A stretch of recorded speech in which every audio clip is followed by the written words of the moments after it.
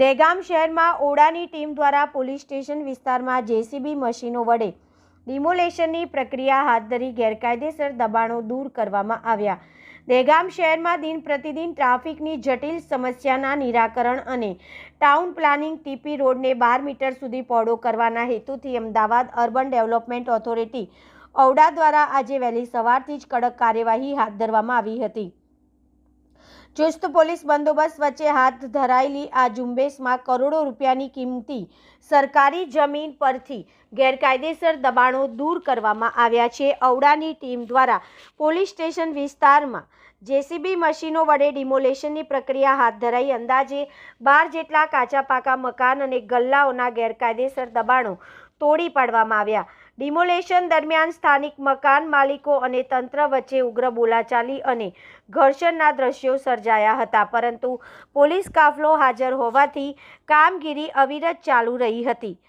આંતરિક રસ્તાઓ સાંકડા હોવાથી શહેરીજનોને અવારનવાર ટ્રાફિક જામની સમસ્યા નડતી હતી. આ કામગીરી ઔડાના જુનિયર ટાઉન પ્લાનર જીટીપીની સીધી દેખરેખ હેઠળ કરવામાં આવી હતી. તંત્રના જણાવ્યા અનુસાર આગામી દિવસોમાં શહેરના અન્ય વિસ્તારોમાં પણ સર્વે કરીને નડતરરૂપ દબાણો દૂર કરવામાં આવશે. શહેરના વિકાસ અને ટ્રાફિકની સુવિધા માટે ટીપી રોડ પરના કોઈપણ દબાણો ચલાવી લેવામાં આવશે નહીં તેવી સ્પષ્ટ ચેતવણી આપવામાં આવી છે. રિપોર્ટર જયંતિભાઈ પટેલ, દહેગામ, ગાંધીનગર.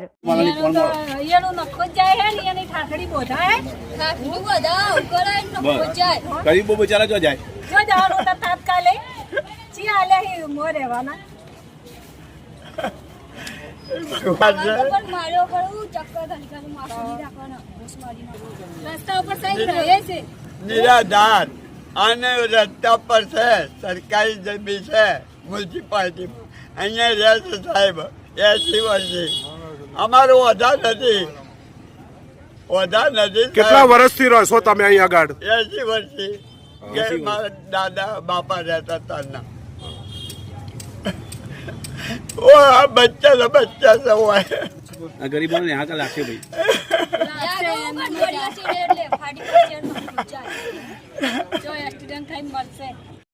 જે 12 મીટરનો રોડ ખુલ્લો કરવાનો જે ટીપી 2માં આપેલો છે, આ બાબતે મેં શહેરી વિકાસ સત્તા મંડળની કચેરીમાં ગયેલા, જે તે અધિકારીઓનો રૂબરૂ સંપર્ક કરેલો, પણ એમને એવું કીધેલું કે તમારા સ્થાનિક ધારાસભ્યની અહીં રજૂઆત છે, આ રોડ ખુલ્લો કરવાનો. ધારાસભ્યને મળેલા, પણ ધારાસભ્યએ પણ આ બાબતે કોઈ કાર્યવાહી કે કામગીરી કરી નથી, જેથી કરીને આ ગરીબ જેવા 2 ઘર બની ગયેલા છે.